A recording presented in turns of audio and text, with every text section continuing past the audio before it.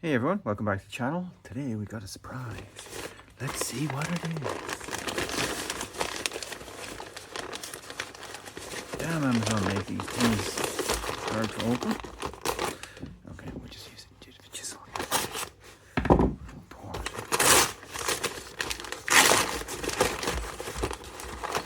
Hey, look, hot grips. So I have a Suzuki GSF 650 Bandit.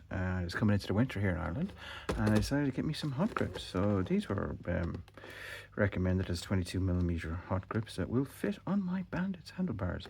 So let's take a look in the box.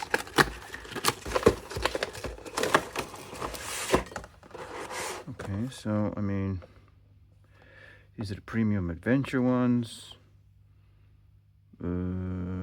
Draws under 4 amps, 22mm. It says 132, 122 millimeters, and I believe they can be cut, rainproof, and it's got a few settings, and yeah, some brackets and some instructions kind of at the back. Okay, let's have a look at the package. It's supposed to be new, but it doesn't look new. Looks like it's been opened already.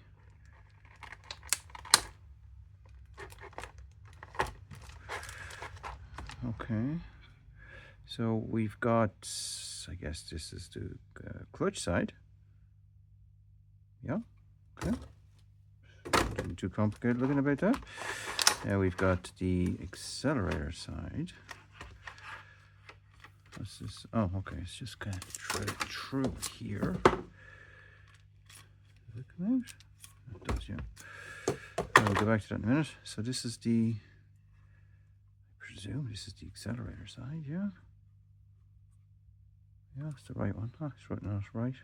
I guess the other one has left. Okay, that's pretty good.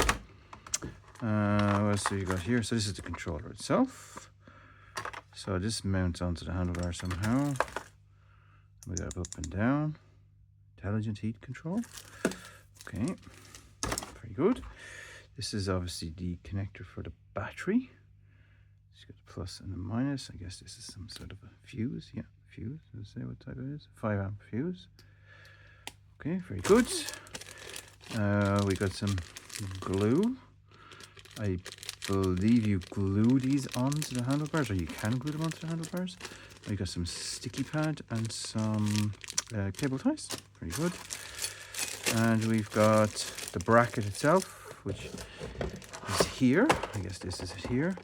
This mounts onto, as far as I know, it mounts onto one of the existing screws in the bike, but we'll have a look in a few minutes. And we have some nuts, or sorry, screws, big bolts, screws, washers. Grommets, are they? Pretty good. And let's quickly go through some of the features. It's not in English in the back anyway. Okay, so anything of interest? Intelligent heat control. See, rear of box. Why am I not seeing intelligent heat control on the rear of the box?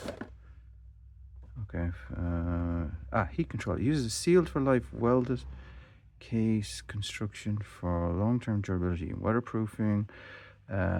5 heat settings. The battery saving mode protects against flat batteries. If you forget to turn the switch off, it will do it for you. So that's really important. I've read some of the older models didn't do this, or some of the cheaper models don't do this. It'll kill your battery. Okay, cool. We have some instructions.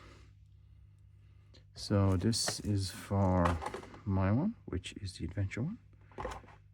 So okay, so we'll go through the setup instructions, and we'll take a look at the bike, and take a look at the bike and how to fit it. The instructions look good, yeah. Pictures, it's in English. Okay. Let's get looking at the bike. Okay, so here we have the GS650 that we're going to put the hot grips on.